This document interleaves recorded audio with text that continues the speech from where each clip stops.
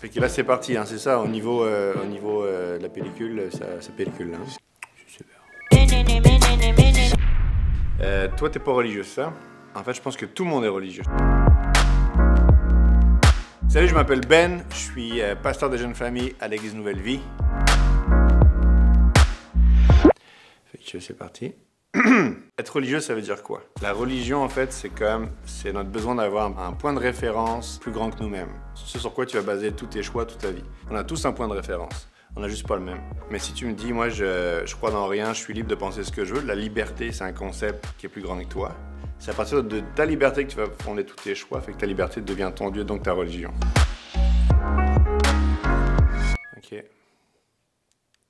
Souvent, quand on parle de religion, ce qui arrive, c'est de dire, de toute façon, toutes les religions sont les mêmes. C'est comme un gros mot dans lequel on englobe plein de choses. Le judaïsme, tu as 613 lois, plus de 400 commandements, plus de 400 interdictions, des 200 obligations. L'islam, il faut que tu accomplisses 5 piliers. Hindouisme, bouddhisme, il y a vraiment une notion de voici ce que tu dois accomplir. Puis je le dis sans arrogance, sans préjugés, sans être médisant, parce que tu sais, derrière chaque religion, il y a des personnes. Je vais respecter chaque personne. Si je devais résumer toutes les religions à travers le titre d'une chanson, ça serait Stairway to Heaven. Voici les escaliers qui vont te mener au ciel. Si tu fais ça et si tu fais pas ça. Différencie vraiment le christianisme, en fait, c'est le contraire. Stairway from Heaven. Dieu s'est littéralement incarné en homme. Il a descendu les escaliers jusqu'à nous pour nous rejoindre, nous, pour comprendre nos défis à nous, nos problèmes à nous. C'est même marqué dans la Bible qu'il n'y a rien qu'il ne peut pas comprendre parce que tout ce qu'on a vécu, il l'a vécu. Stairway from Heaven, c'est lui qui vient jusqu'à nous et son but, c'est de nous sauver.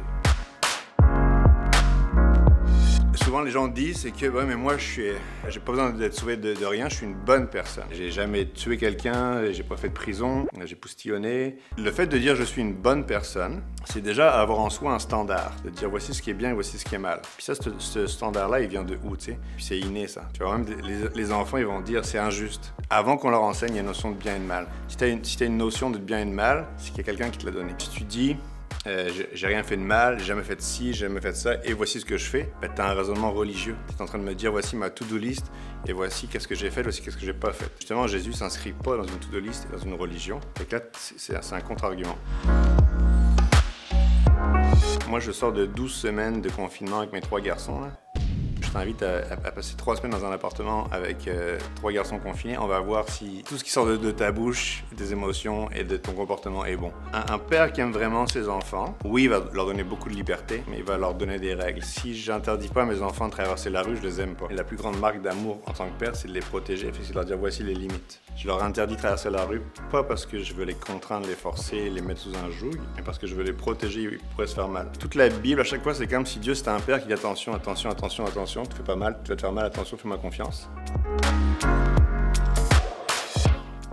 C'est là que la Bible est très confrontante. La Bible parle d'un concept qui est devenu un gros mot en 2020, qui est devenu un mot démodé, dépassé, qui s'appelle le péché. Ça veut juste dire j'ai pas été capable de, j'ai manqué mon coup. La première conséquence qu'on vit tous quand on manque notre coup, quand on rate, quand on échoue, quand on pêche, la première conséquence, c'est la honte. Je te mets au défi de me dire si tu n'as jamais connu la honte. Il y a des hontes que tu traînes encore. Est-ce que tu as honte de ce que tu as fait, ce que tu as dit, ce qu'on t'a fait? Est-ce qu'il y a des choses que tu as vécues que tu n'as jamais parlé avec personne? Est-ce qu'il y a des choses que tu as faites que tu n'as jamais parlé à personne? Qu'on sache ou non, qu'on le veuille ou non, qu'on l'accepte ou non, on porte tous un manteau très lourd de honte. Et l'idée de croire en Jésus, c'est que la honte, je lui donne. C'est un manteau que je porte plus, je lui donne. Jésus, son mandat, il est venu sur terre, il a connu tout ce qu'on a connu, il a pris notre honte et il l'a pris sur lui. Pour que nous, on la vive plus puis qu'on puisse vivre une vie libre de ce poids-là.